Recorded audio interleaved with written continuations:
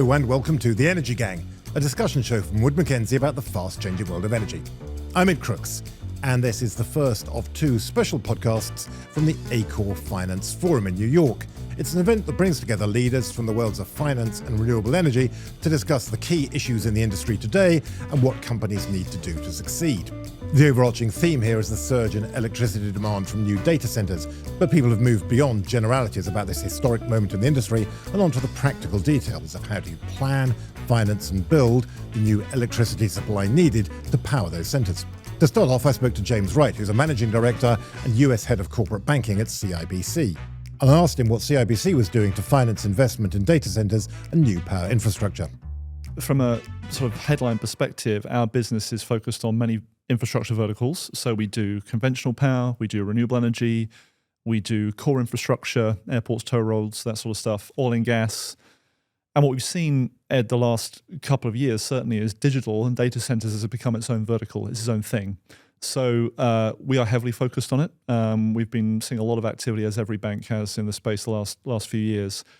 And what I find super interesting, I'm a renewable energy guy by background as well, been doing it a long time, is those two thematics have merged. So renewable energy, power in the broader sense, and data centers is all becoming one big thematic. And if I can reference like a bit of an analogy, which I think is really helpful to think about it and why the power side is so important to us. This is actually credit to Jensen Huang, the CEO of NVIDIA. He was saying you've got to think about the AI landscape as a layer cake, and the base of the cake is power. And then you've got the infrastructure on top of that, which is the data center piece, which we're talking about today. Then you've got the hardware. Then you've got the AI models, and the icing on the cake is the AI applications. So those bottom two layers, the power and the data center infrastructure, we are seeing very intertwined. And so in terms of what you do at CIBC then, Yep. Are the two things kind of tied tightly together? I mean, do you work on kind of joint power and data center projects, or how does it work? Yes and no. In a sense, so lots of our business is still obviously core financing of power, just standalone power, conventional gas, solar, wind, battery storage, all the above. But then more and more, we're also seeing where we're doing data center deals. Those are often now being combined with power financings as well. So you're seeing that's where the thematic is merging. On the equity side of that coin, you're seeing lots of the sponsors in the space who are now doing what we're calling powered land joint ventures. So you'll see a well-known developer or an IPP who's saying, look, I've got some advantageously located land where we know it's a great place to put a data center. Why don't we sell you that land on a powered basis? So we're delivering a powered piece of land to you, the data center developer, and then that's where the infrastructure is going to get built. So it's a good example of where the two are converging. Though a lot of those projects are quite speculative, right? I mean, there seems to be, you see these numbers. You see numbers of whatever it is, multiple hundreds of gigawatts of new data center proposals that are out there, which presumably is including some of these kind of powered land type ideas as well. And the great majority of them are never going to come to fruition, right? Yeah, I think that's fair. I think, look, speculation was the word used, which I think is right. I mean, in the sense of there is a lot of talk out there on this thematic because it's just, it's driving lots of headlines, lots of people talking about AI in the broader sense. In my world, in the financing world, it's now starting to become real. So I think where there's been lots of talk on it the last couple of years, we're seeing now these deals becoming financeable. But for every 20 conversations, maybe a couple are financeable.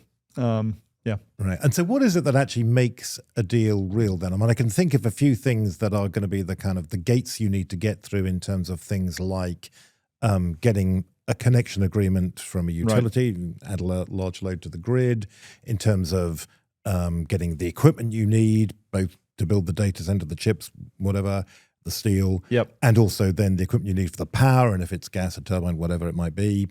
Are there particular ones that are more important than others, or what do you see as being the most important critical factors? Yeah, great point. I mean, I think it's funny, all those things you mentioned, Ed, I think about those, I'll go back to the cake analogy. They're the ingredients for the sponge, to bake the sponge. Right. And if I'll go back to that cake again, if I think about those layers, we in our world are often focused on those bottom two layers because it's typically when you've got all those ingredients and a hyperscaler, for example, who's coming in to then say, okay, I'm going to then use this data center for the next 20 years. That's where the super senior secure project finance market likes to play. That's where the bank market wants to play. It's contracted revenue. You've got all the other ingredients you talked around, which are the precursors to that, the interconnection, the transmission, the technology, ticking the box, well-known sponsors, land in a place that makes sense, all the stuff you mentioned. And then you've got the long-term contracted cash flows off the back. That's where we play, or our worlds, I should say. It's really then, as you just finishing off the thought, as you go up the cake, the middle layer, the hardware stuff is still really more of a private credit story, what we're seeing.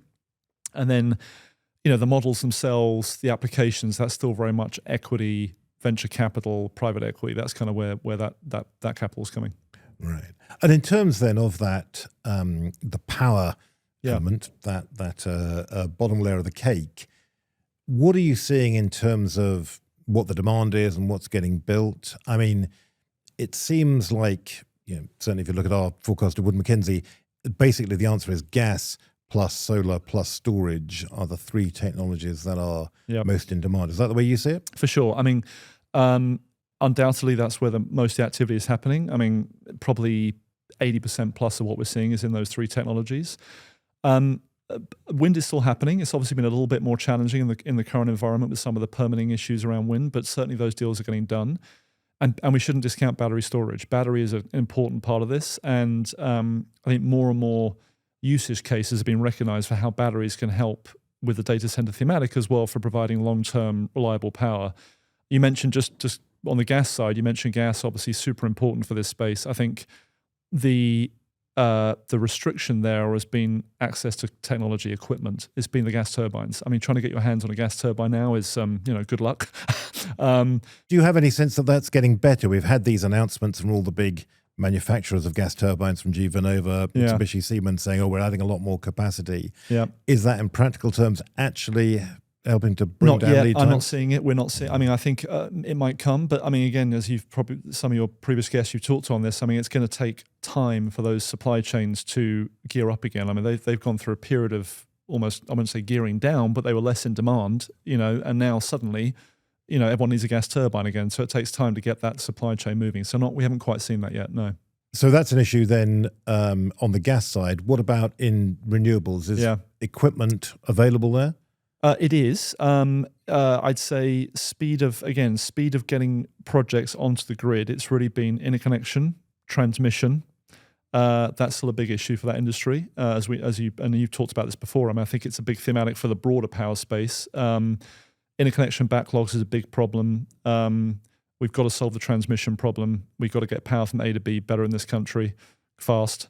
But the deals are getting done. I think, statistics-wise, last year was, again, a record year for renewables in the US. With Mackenzie, you've got all the stats there. I haven't got them to hand, but it's been undoubtedly a huge amount of solar getting done.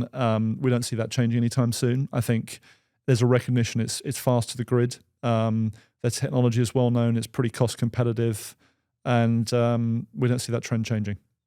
And what about co-located generation then, or going behind the meter? I mean, there's a number of different models that people can use for having power kind of directly available to where the loads are going to be. As you say, particularly given all those issues with building new transmission, distribution lines as well, there seems to be a lot of interest, certainly, in these kind of behind-the-meter resources.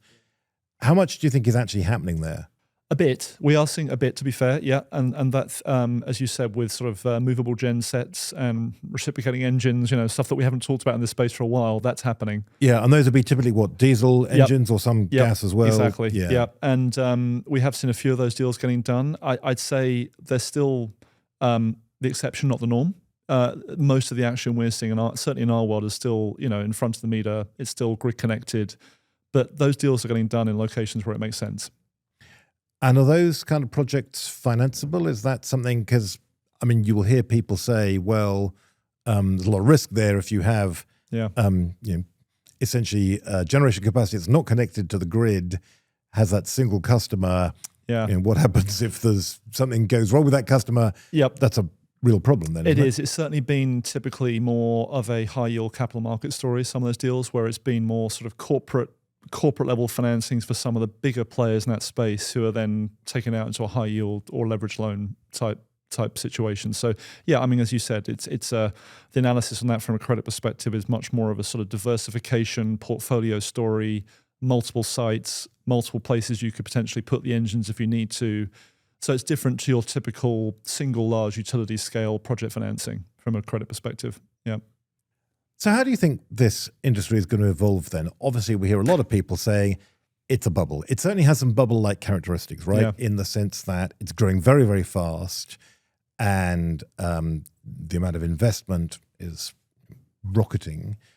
And you get a sense that some of the key players, they're viewing it asymmetrically. You know, they would always rather overinvest than underinvest. Actually, I saw Dario Amodei of Anthropic talking about this the other day, and he was one who said, actually, we're not investing as much as we could because we do see potential downside risks. He said, but if I look across the industry as a whole, everyone's just kind of going full steam ahead because they think it's much worse to be left behind than it is to kind of get ahead of where the market is. Yeah.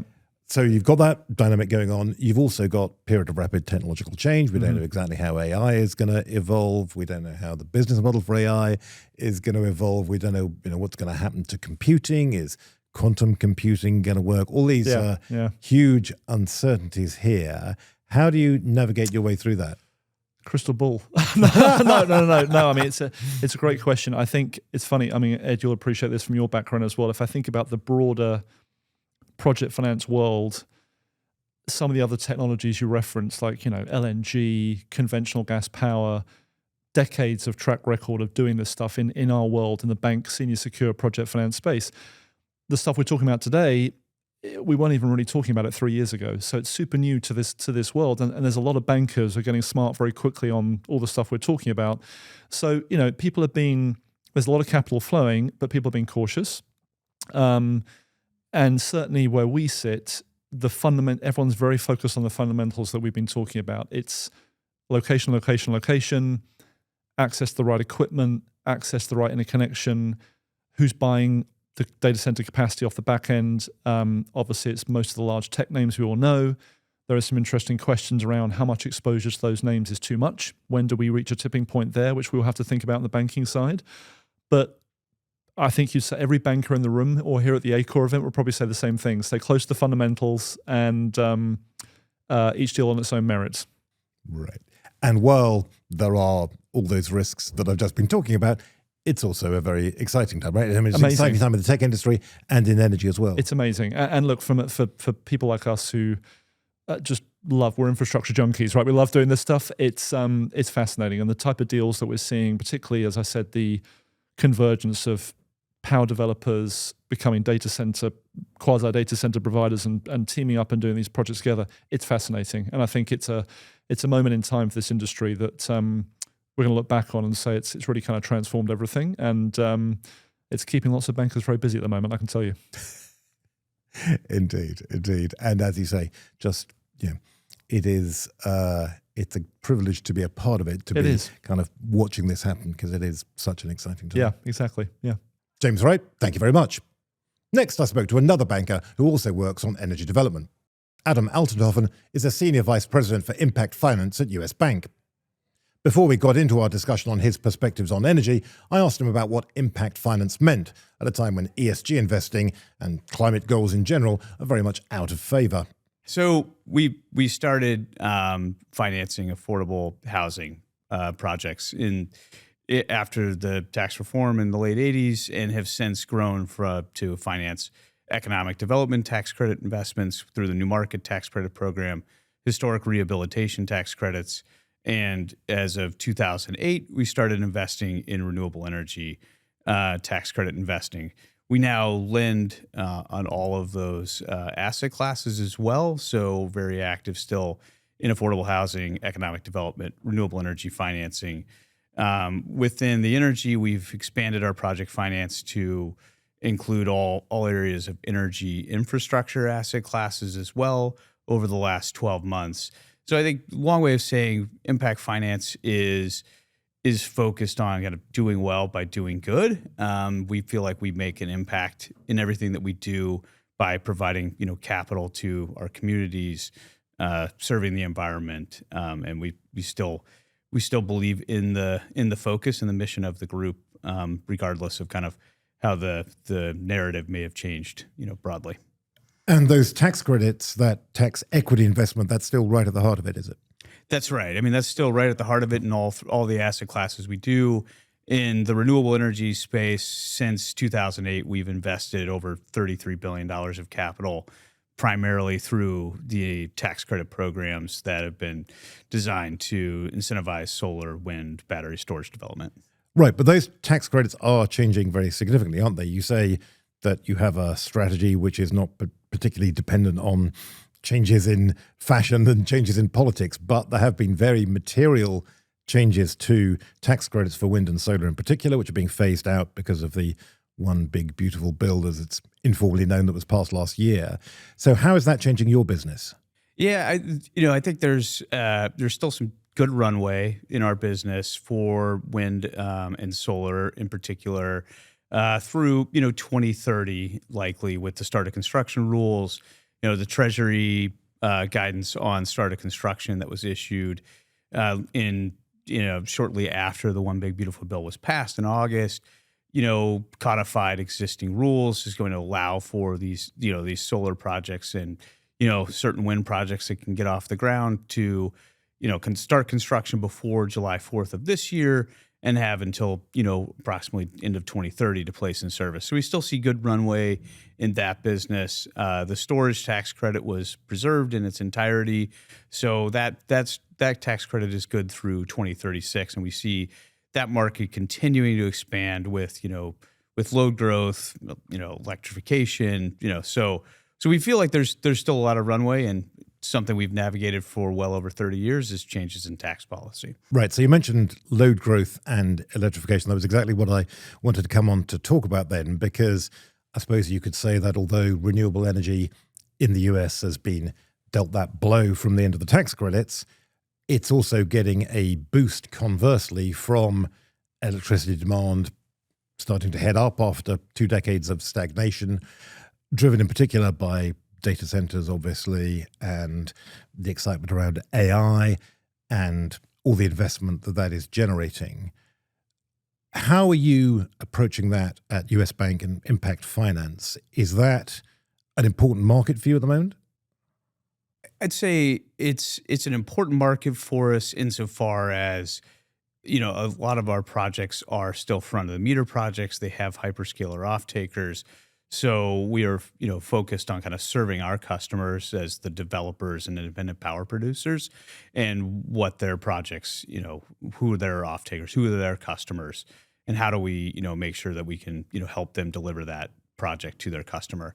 As far as, financing projects that are tied directly to a data center and behind the meter, inside the fence is the old term, not as much. And that's partly just because the market doesn't seem to be there for behind the meter projects, at least not asking for project finance or tax equity, because I think the behind the meter projects have different risk profiles for both, the data center itself or the manufacturing facility.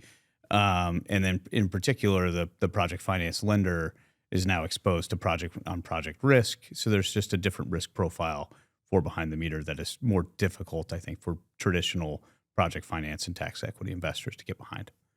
Yeah, I have to say that's been very much the way we've seen it in terms of the people we've spoken to previously on this show. Every time we have on someone from a big tech company or a data center developer and operator, they always say being connected to the grid is our best option. That's what we'd really like to do. The grid, people always say, is a technological marvel, one of the great kind of achievements of our civilization. It has lots of great advantages in terms of efficiency and reliability. If you give that up by having an islanded project going off-grid, as you say, there's all sorts of risks involved with that. And that's very interesting hearing you talk about it then from a financial perspective as well. Again, that's something which, as a lender, investor, you're just going to have some additional reservations about. Absolutely. I mean, just kind of stepping back to the core kind of project finance fundamentals, right? In project finance, we believe everybody in the project financing is replaceable. So the off-taker is replaceable, the developer, sponsors replaceable, the operators replaceable, the lender, tax equity, everybody should be replaceable. When you go behind the meter, you're no longer able to replace one of the core tenets of that project, which is the revenue. So if the whatever is behind the meter, whether that be a manufacturing facility or more likely a large load data center, if that data center were to fail, were to, the hyperscaler chose to move to a different market, abandon that project, you now have a project that has no revenue, no source of, going back to the grid. So, at the very least, having export capacity to the grid provides a secondary source of repayment for that project finance lender in that scenario. And tax equity also similarly, while not as dependent upon the revenue, the solar storage project were to not have continuous use, you'd have a full recapture of the tax credits. So it's very important for all the financing parties involved to make sure that these projects can continue to operate. Yeah, I think that's a really interesting, really important point. And I think something that's often kind of glossed over when people talk about behind the meter power. It seems to be a fashionable topic at the moment. People get very excited about it, but some of those important, very important details often get obscured. I mean, I guess that's not to say that it's never happening, right? I mean, people are doing things, and perhaps in particular, given that this issue of speed to power is so important, that given how fast AI technology is evolving and everyone wants to get the maximum amount of data center capacity available to them as quickly as they can, everyone wants to get connected and powered up as fast as they can do it, then some people are clearly choosing options that allow for some off-grid power initially, in the expectation that they'll get grid connected later, simply because, for various reasons, not least issues with getting grid connection, the length of an interconnection queue, and so on, the procedures you have to go through to get a large load connected can be complicated and drawn out. It can be complicated, particularly if you need to build new infrastructure, if you need a new distribution or even a transmission line being built. That, of course, is very, very difficult in America as in many other developed countries. So when you add all those things up, as I say, there can be a case for going behind the meter, having co-located power, at least initially. Is that something that you're seeing? Is that something that you're financing and getting involved in? Yeah, we aren't seeing it a lot at the moment. We have seen some proposals for gas fired with storage with solar. We've seen one proposal there. I think it will increase, as you say. Speed to power is important. The market will develop there. As a project finance lender and investor, I think the important things for consideration of behind the meter projects would be, what's the quality of the offtake? Right now, we see a lot of hyperscalers that want to limit their parent company exposure, both front of the meter and behind the meter. They'll have maybe a strategic subsidiary as the actual offtake, and they'll provide a limited parent guarantee for, say, 12 months of revenue. That may be sufficient for front of the meter projects. When you go behind the meter, while you're still waiting for that interconnection, I think the lenders and investors in this market would expect to see a parent guarantee for the duration of the contract. So that way you have the ability to look to the rated counterparty. Right. I'm sorry. So and when you say for the duration of the contract, so how many years could that be typically? Yeah, typically, you would see a power contract in 15 to 20 years. Oh, okay. So for front of the meter, yeah. hyperscalers are signing 15-year contracts, typically for energy and RECs. So the expectation would be for the behind the meter that there would be the similar type, contract. The loan's going to be generally sized to that length of that revenue contract. So the longer the loan, the better for the developer, and presumably the better for the off-taker, as they can, buy down that price of energy by extending the duration of that loan or duration of that contract. Right. And so then it becomes a question for the developer and the off-taker, which is how serious are they really about that speed to power? How much does it matter to them to get that? Are they prepared to make that 15 or 20-year commitment because they really need that power? Absolutely, yeah. And you're seeing different strategies too with some of the hyperscalers. Google earlier, last year announced the acquisition of Intersect Power, a large renewable independent power producer and developer, as a means to have that Intersect team come over and develop their projects for them on balance sheet. So removing the capital markets from the equation, removing project finance and tax equity from the equation, I think that really de-risks the execution risk on behalf of the hyperscaler, ensuring that they're going to be able to build these projects behind the meter, take the third-party financing off the table. And then moving away from that question about being behind the meter, then, as you say, there is a lot of activity still in terms of new generation being built in front of the meter, being connected to the grid, because demand on the grid is growing and there is a big need for additional generation. How active is that in terms of renewables then? Are you still seeing a lot of demand for additional wind and solar capacity being added to grids? Absolutely, yeah. I mean, we're still seeing, significant growth in the market. I think some of that is a pull forward because of the tax credit expiration that you mentioned, and a lot of it is because there is more need for the power at the moment. So still seeing a lot of front-of-the-meter projects, increasingly for storage with utilities again on the contracts themselves.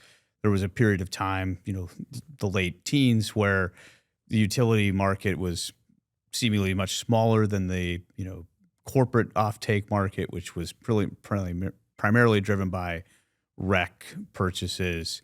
Now we're seeing more of the front-of-the-meter projects with corporates. Still, again, a lot of the hyperscalers, but, increasingly more utilities as well, contracting for storage for reliability reasons and, requirements from a regulatory perspective. Are you seeing particular problems with wind projects? There's been some talk out there in the industry about it being really hard to get wind projects permitted now, objections from the federal government to wind projects progressing. Are you seeing that? Is that a genuine problem?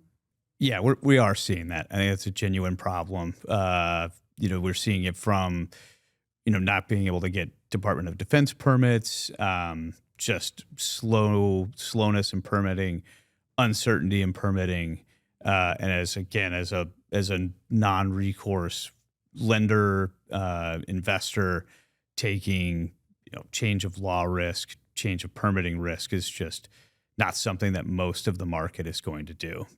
So how do you think, in general, then, the industry is going to evolve over the next few years? I don't know if I have a view on power demand. I'll defer to the experts at Wood Mackenzie and others for how power demand may influence the growth of solar and wind and other renewable technologies over the next several years.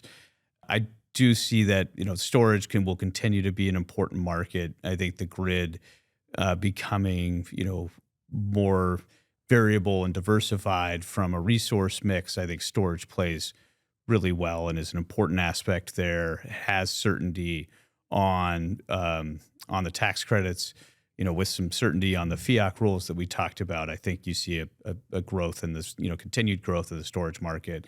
The solar market, I think, will continue to, be very important for the next few years while these tax credits are available, but absent an extension and absent more load growth. So the second, I guess, being, again, not something that I'm, comfortable commenting on at this point, but you may see a drop off in solar installations. However, solar remains very cost effective. It is easy to build.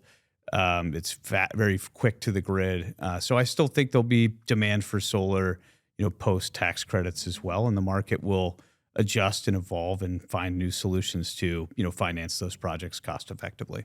Yeah. And I think, for what it's worth, Wood Mackenzie are still pretty bullish, actually, about that power demand growth, certainly on a 5-year view, a 10-year view.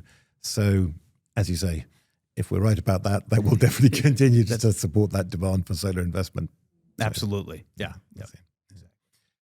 I next spoke to Mona Dajani, who is the co-chair of Energy, Infrastructure and Real Estate at the law firm Cooley. She's taken on that role very recently, and I asked her to explain what her appointment meant in terms of the changing nature of the industry.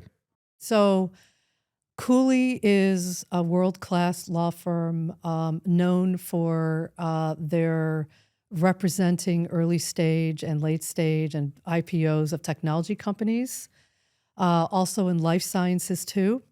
All the really cool, sexy stuff, the new technologies. And now we're combining that with energy because you need the energy to get all those technologies to work. So it's an interesting combination. It's not a traditional like oil and gas as some other firms are. It's definitely at the forefront of all types of technology. Something that James Wright from CIBC was saying, we were just talking to him earlier, he was quoting Jensen Huang from NVIDIA, the NVIDIA CEO, and he was talking about AI as being like a layer cake with different layers. And he said the bottom layer of that cake is power. That is the essential thing without which none of the rest of it works. But also clearly having that sense that it's kind of completely integrated together, that it's one cake. Right. And that energy, as you say, is an integral part of it. Absolutely, yes. So that's really interesting. That's a very good analogy. A cake, like they're all the different layers, but they're all one unit. Yeah, exactly. And then, sort of, as it were, as the energy industry moves that way, the tech industry moves that way. So the legal industry, which is providing services to those industries, moves in that same direction too. Yes. Yeah, that's interesting. Some of the firms. The ones that are really advanced. Right. Of course. Yeah, absolutely. So the backdrop to everything that everyone has been talking about here at the ACORE Finance Forum is data centers, electricity demand growth. Mm-hmm. How is that changing what you do in terms of transactions, deal making? What are you seeing in terms of the way the industry is evolving in response to that? It almost is turning on its head. Everything is different. What I'm seeing now is hyperscalers that are behaving like utilities. In what sense? What does that mean? They are saying that they need to have power, speed to power as much as possible, and they are scouting locations on where they can get the best power and for how long and how reliable that power is going to be. That's unusual. Whoever thought that the hyperscalers, technology companies, would behave like utilities and are scouting data centers strictly on their ability to access power. So I'm seeing that. That's a really big change. I'm seeing utilities that are behaving more like infrastructure platforms. And what they're doing is some of them are creating unregulated arms. We have some really big name utilities, some of the largest here in the United States, that are almost doing venture transactions where they're investing in new technologies. They're doing joint ventures with technology companies, with other utilities too as well, just to service the hyperscalers. So that's really fascinating. I'm also seeing private equity. So I represent a lot of private equity, and they are repricing energy security. Yes. Meaning what? In what sense? Meaning that there's an asset class now that's for how bankable is the power, the access to power for the project or for the data center or for the manufacturing facility. And that security, and that also touches on cybersecurity too, will add value to the whole transaction.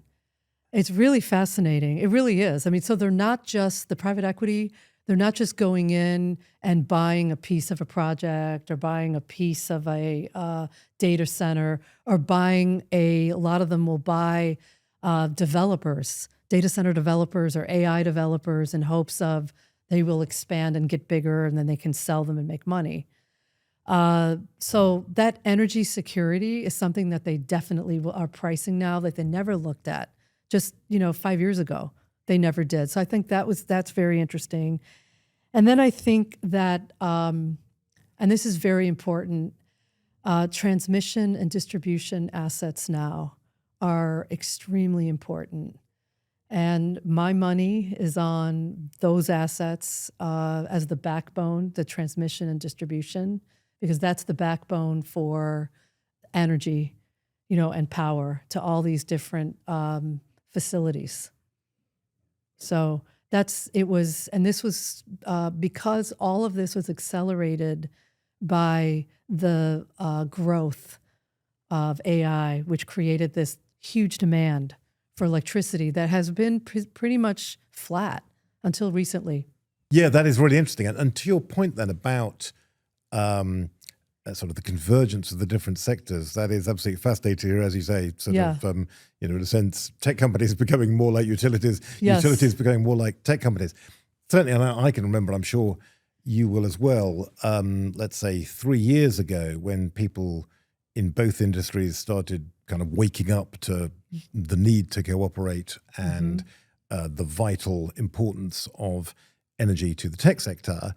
Yes. They seem absolutely miles apart. The cultures were so different, and there was a real lack of mutual understanding. I think there was often a lot of, I'm trying to avoid using the word arrogance, but let's say there was a lot of self-confidence on the part of the people in the tech industry who sort of looked down on the people in the utility industry and thought, we know how to do this, we know better, we understand this, we understand your own business better than you do. Yes. And, we'll be able to sort this out and fix all your problems. Yeah. And then there was a kind of a learning period where they realized actually it wasn't quite that simple. Yes. And so now, as you see, we're kind of into a phase of much more constructive collaboration, companies working together, finding solutions together, much more kind of mutual understanding, tech companies understanding what utilities need and how to get the best out of them, utilities understanding what tech companies are asking for.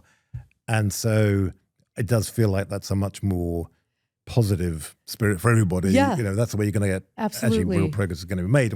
And so we are seeing, ideas and projects and, very constructive steps forward actually happening.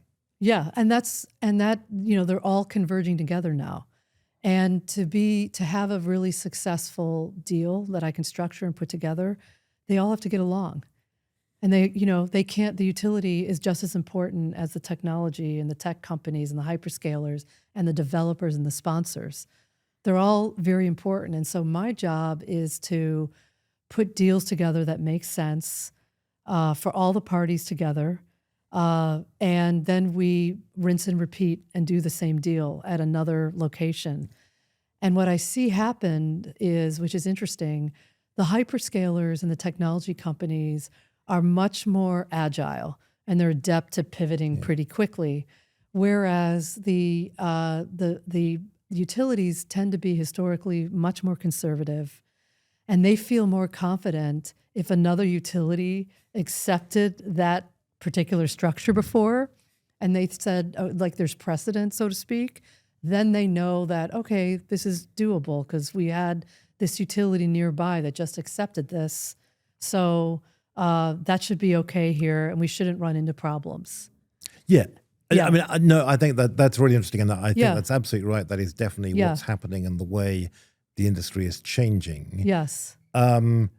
I always get a bit defensive of the utility industry when this subject comes up, because I feel like if the utility is conservative, which it is conservative for a very good reason, which is if you try risky ideas and they don't come off, the lights go out and people die. And so it's entirely justifiable to err on the side of caution. Yes. And, what was that? The Facebook slogan about move fast and break things. That's really not what you want to do in utility. Go slowly and don't break anything. Actually, is exactly. A good motto. That's so spot on. And I would just say that the utility is a regulated industry. And that okay. too, yeah. And they have, some of the utilities have an unregulated arm, like I was talking about, that does some investments, but it's a regulated industry. So it's highly regulated versus the tech industry, which really isn't not even close to where we are with the utilities. And they have FERC and they have state regulators too as well. And also the other thing that the utilities are used to and concerned about is they can't just raise their rates or price something based on a design, like the tech companies do that. They say, this is really cool, cost us X, this is how much we think doing these focus groups, we should sell this widget for. Utilities work totally different. They have to get approval, both from federal and state, and the ratepayers truly have a voice. And so they're reluctant to make big moves unless it's going to benefit their ratepayers too. So it's been very interesting for me, and it's fascinating, and I love it to be able to structure these deals where everyone makes money at the end of the day. And that's how you have to look at which it. is Right. which is the point of the exercise. Right, which is the point. Yeah, to make money and to provide the power, and it's a circle. Yeah, and the opportunities are there to do that. Oh, yes. And to reach agreements that's kind of that are in everybody's interests. Correct. Partly because, or maybe principally because, Yes. the market is growing then, and so all these new opportunities And are the being created. demand, yeah. Is that right? The demand. Right, yeah. Yeah. The market is growing, the demand is pushing it, and there's a real opportunity. So everyone's working together. So what are you seeing in terms of solutions for meeting that growing demand then? I mean, are there particular technologies or particular kinds of corporate structure that people are favoring? I mean, what are the key trends at the moment? So some of the key trends at the moment right now, I'll just tell you, which is super important, is that you have to think outside the box and be very creative. You can't think of using a same corporate structure that we used even 3 years ago. It's totally different now. It's out the door. So there's different demands. There's different political. And why is that? Why have things changed in just 3 years? Because of the big thing is the speed, to power. Yeah. That has changed everything. Right. The speed to power. And also as a result, you're seeing a lot of proliferation of data centers and manufacturing plants and such. And there's been some pushback. We were talking about earlier the ratepayers and the utilities being very careful that they didn't raise the rates too high. So there's some pushback. There's some legislation in certain states to limit the amount of data centers that are in their cities or where in their state. So there's that. And one of the solutions is you're seeing a lot of the data center operators or the data center developers saying, okay, we're going to do a temporary fix, this behind the meter. Right. What do you mean by behind the meter? Because it seems to me, Yes. I'm always very interested in this because sort of having some kind of co-located generation near where the load is very much discussed, very popular, Yes. a lot of buzz about it. Yes. Being behind the meter can cover a variety of different structures in the terms of the way you relate to the grid. Correct. Or indeed, presumably it includes being off the grid completely, Off being the actually grid. islanded. Right. And it also seems to be an area where there's a lot more kind of talk and discussion and kind of general sort of froth than there is perhaps actual activity going on. I mean, there is some. I don't want to suggest there's nothing happening, but Yes. Well, anyway, what do you think? How do you see it? Well, I think most of the data center developers, sponsors, operators want to come in and build and go as fast as possible, and they don't want any pushback. So yes. But they do also want to be on the grid generally, don't they? I mean, that's certainly what we're hearing. That's the Right. number one. They definitely Right. want to be Okay. on the grid. But the problem with that is that there is interconnection queues that could take years depending on where you're at. There's regulatory approvals too that could take a long time too as well. That is very much dependent on the state and federal environment, the political environment. So some are saying we're going to bring our own. We're going to bring our own power for now. Some do it just temporarily, just to get things up and running. And that could be in the form of solar and battery and gas. I'm doing a lot of those kinds of deals. Right. Sometimes I'm doing just solar and batteries. You know, the hyperscalers, and I will just say this, the majority of them have made pledges on clean energy. So they definitely want clean energy to be powering the data centers. Which is interesting because you also hear a lot of kind of rumblings that, well, they're actually going to have to put those commitments to one side, at least for the time being, because, as you say, speed to power is the absolute priority. Right. And so you have to do whatever you can to get that. And if at the same time you can cut emissions, then great. But if you can't, then, okay, that's just something they're going to have to accept. Right, exactly. Well, look, it's very quick. You can build solar and batteries very quickly, very, very quickly. And if you have access to the grid, amazing. But let's assume you don't for now, only because it takes so long and there's a queue.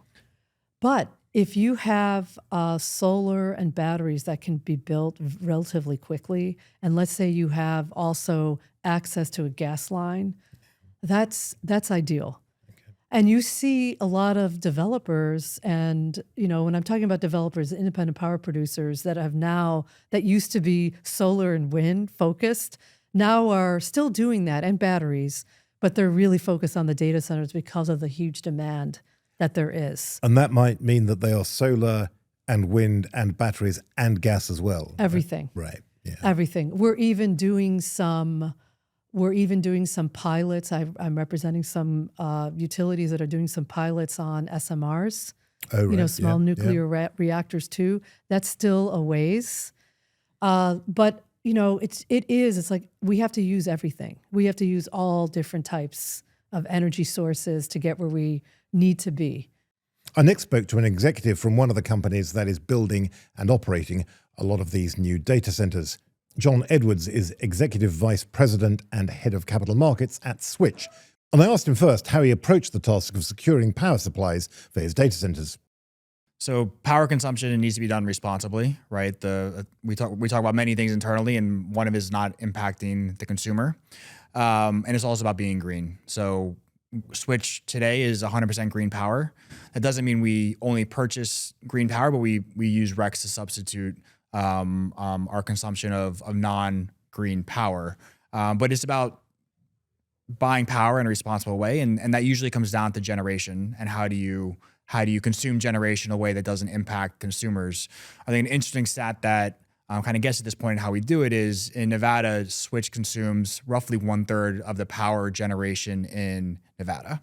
In the whole of the state of Nevada? In the whole state of Nevada, right? And that provides a few benefits to the grid. One, and this doesn't get talked about a lot in the press, but data centers provide a very good base load of demand, right? We're consuming power 24/7, 365 days a year.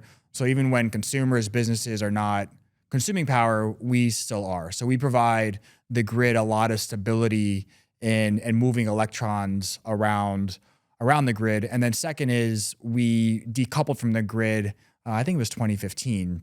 And what that means is we buy our generation outside of the utility, but we use the utility for transmission and distribution.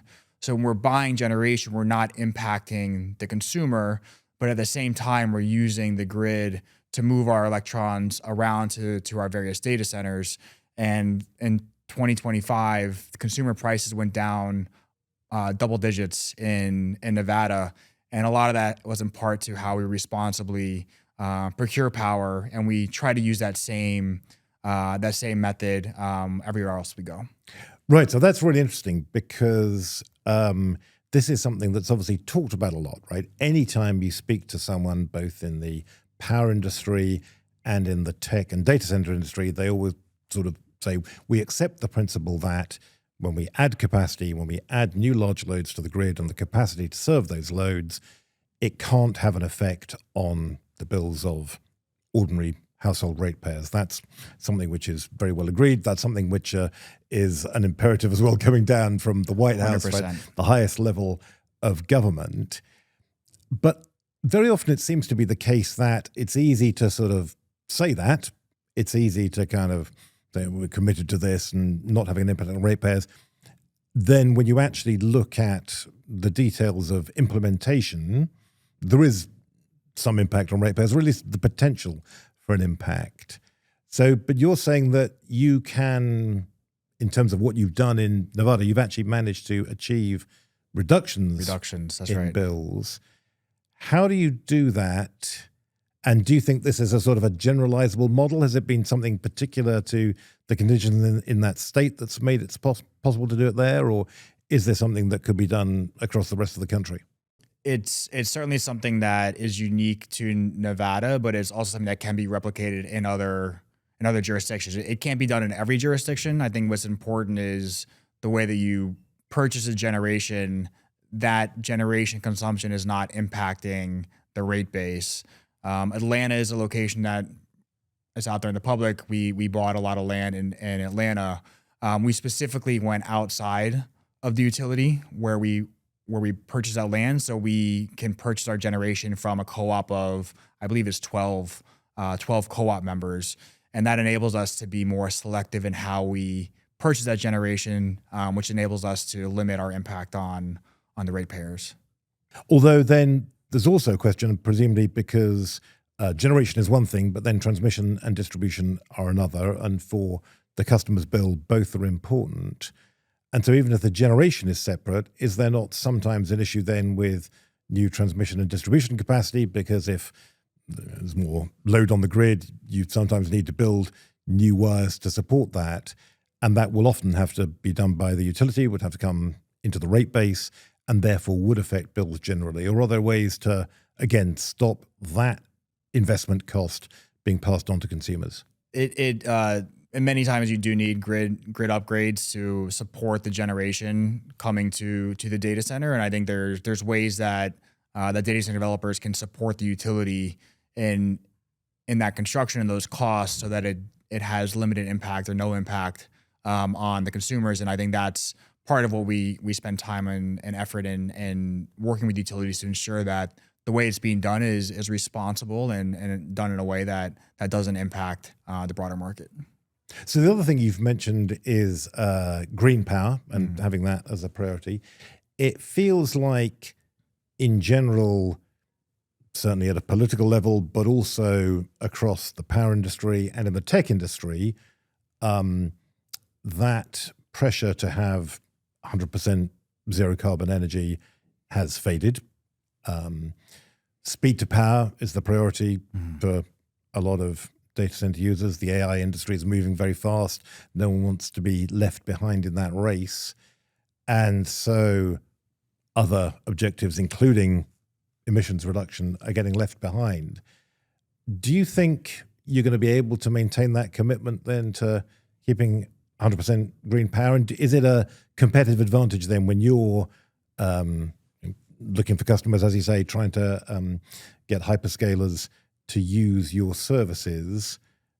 Is it still something they look at, the question of the emissions profile and the source of the energy used to power those data centers? Yeah. So I think historically we have been 100% green.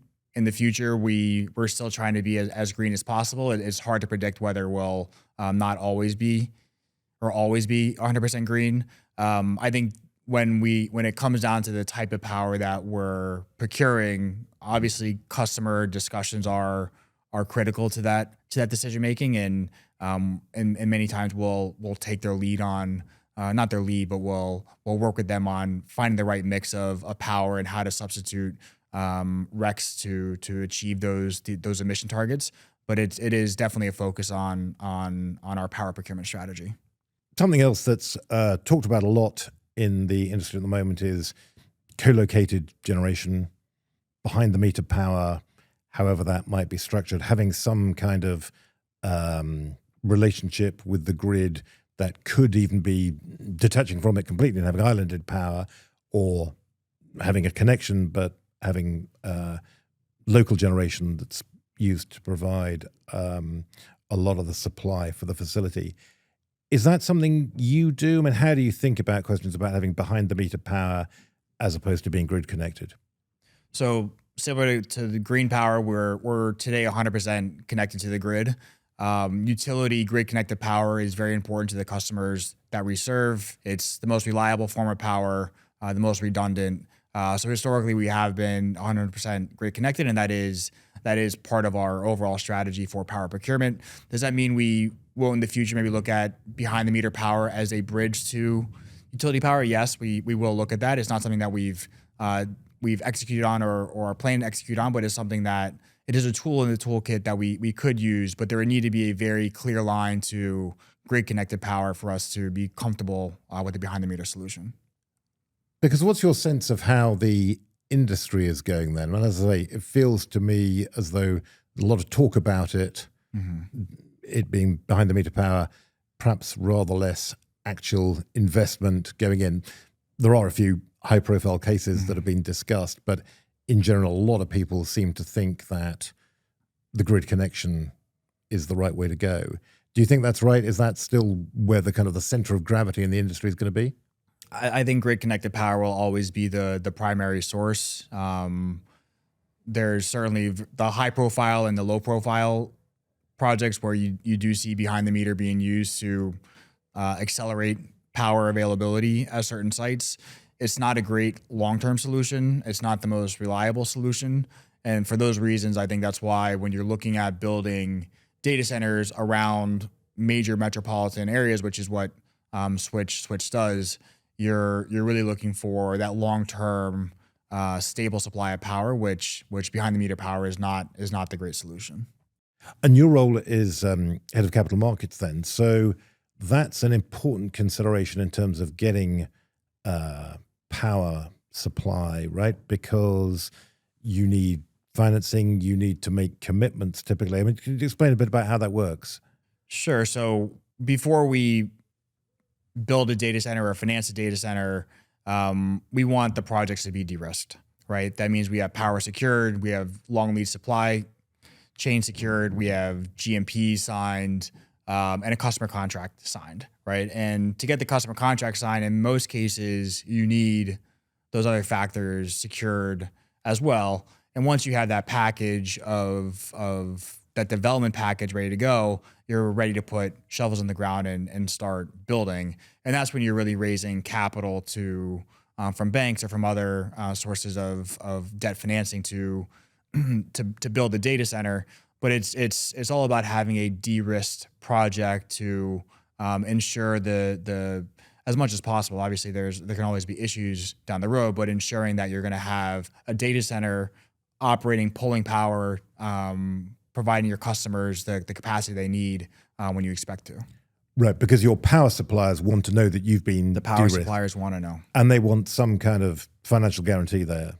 Yeah. So I think a big trend that we're seeing with utilities is we hear about the queues. Where are you at in the queue? Are you in the queue for 28, 29, 30?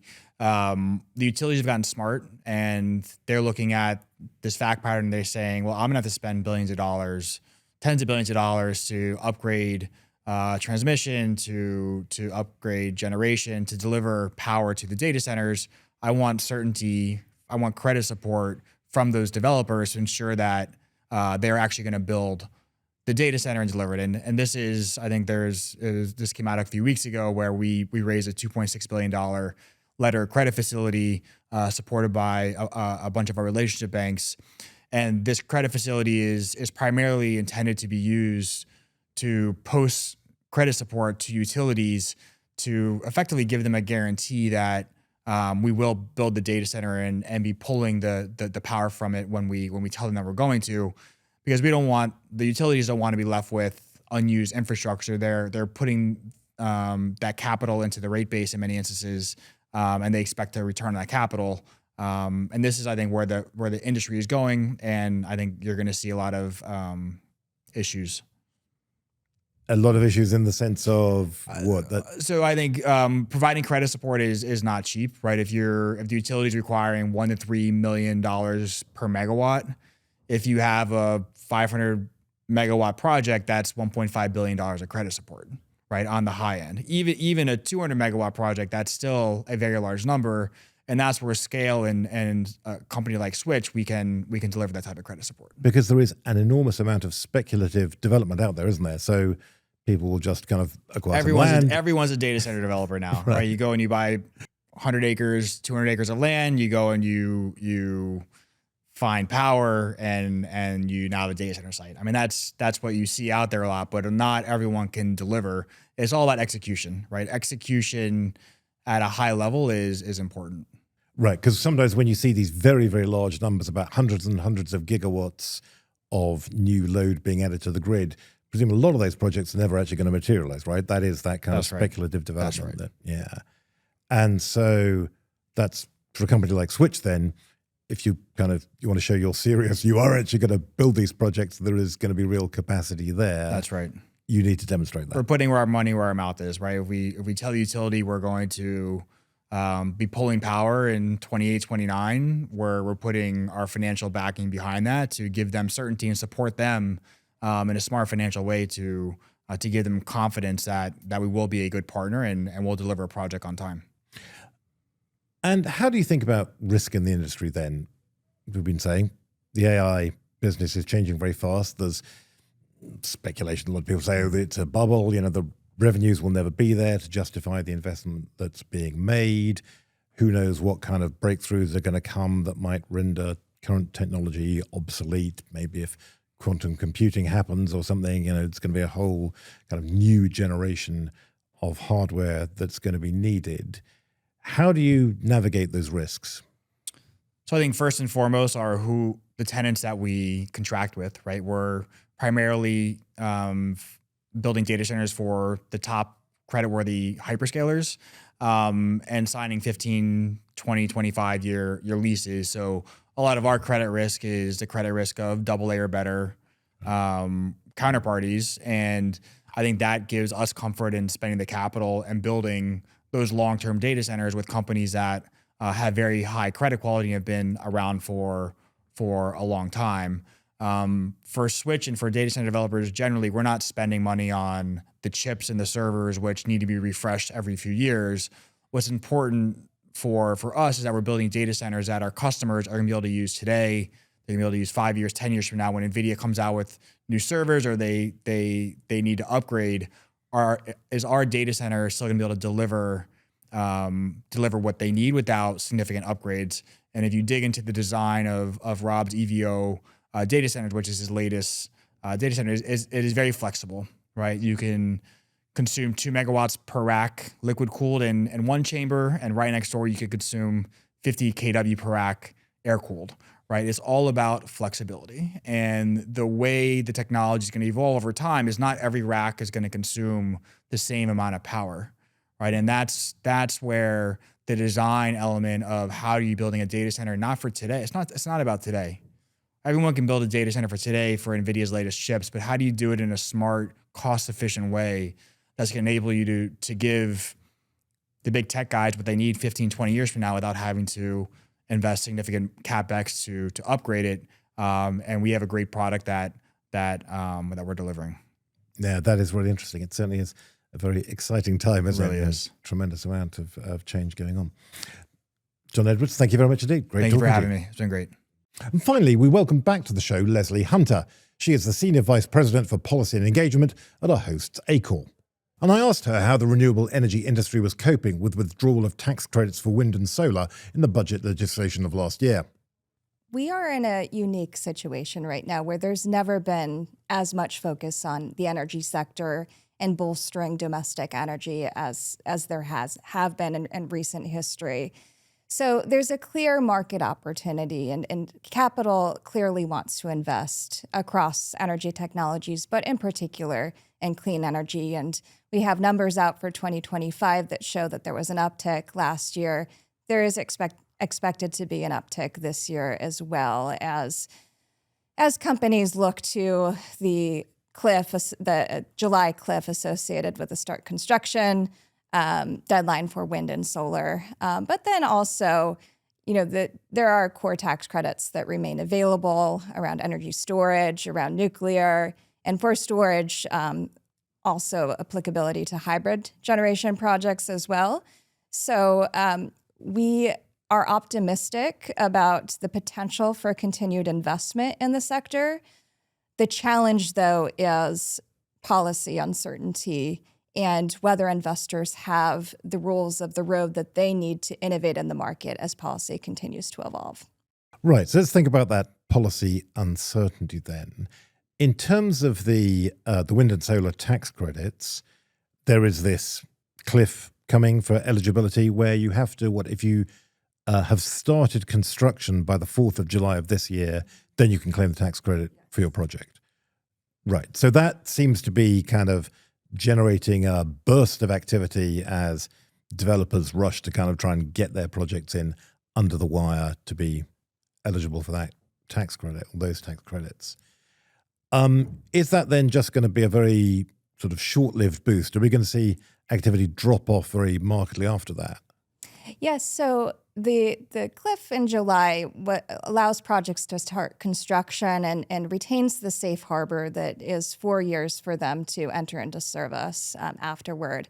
After July, projects would need to be placed in service. If they start construction after July, would need to be placed in service before the end of 2027 to obtain tax credits. And from what we've heard in the industry, that it's difficult to construct one of these projects in under 2 years.